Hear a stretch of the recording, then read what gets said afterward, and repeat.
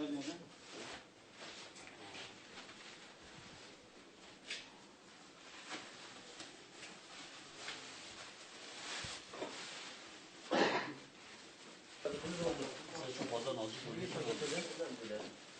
açalım.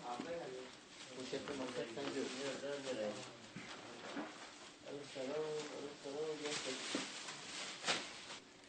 1 kilogramdan oluşan çay, 2 kilogramdan oluşan küp şeker, 2 litreden oluşan yağ, 1 kilogram salça, 1 kilogram turşu, diğer tarafta 2 kilogramdan oluşan bulgur, 2 kilogramdan oluşan mercimek, 1 kilogramlık 2 tane makarna ve 1 kiloda zeytin. Oluşan gıda kolimiz.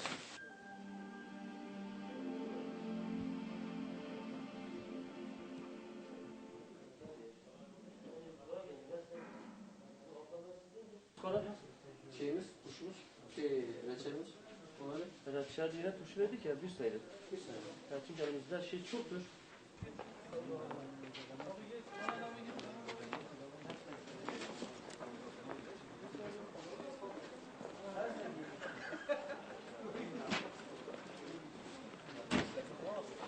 Bu kadar.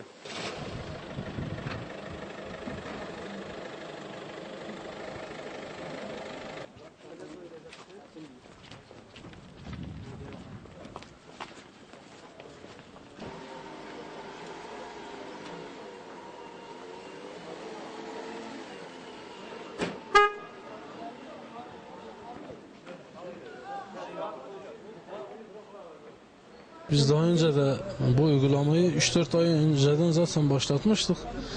Yani bizim yaklaşık 314 tane fakir ailemiz var. Yani bunları evlerinde hem ziyaret etmek hem de yerinde tekrar tespit etmek amaçlı. Yani böyle bir uygulamayı yaptık. Bu konuda yani bize yardımcı olan esnaf, hayırsever vatandaşlarımızın sayesinde inşallah bu hayırlarımızı dağıtacağız.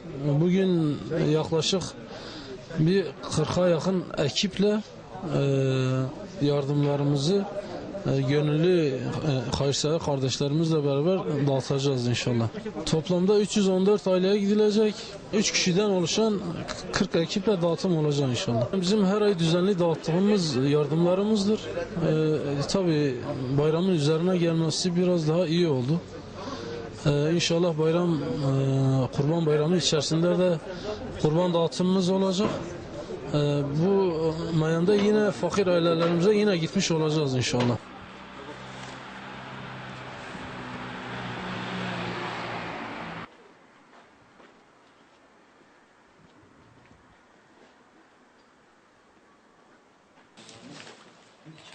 Olabilir mi? Olabilir. Limonlu yazmış.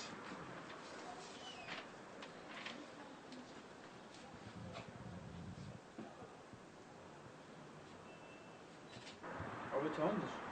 İmzası. Abi şurayı imzalı bulursunuz.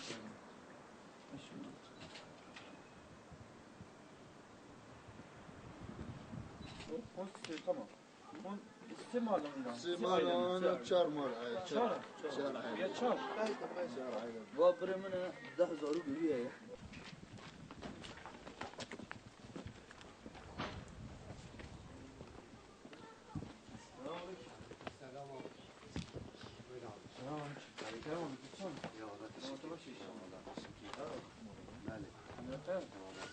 Ama Rahmet Ali yardım vermeye yaptım.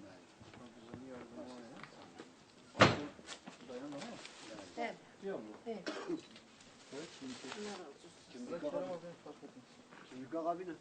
رحمت دای بابتا ایشالا خودت تعالی چیزا که ماسیوانه گرد خودت تعالی هندجیم تر دستی و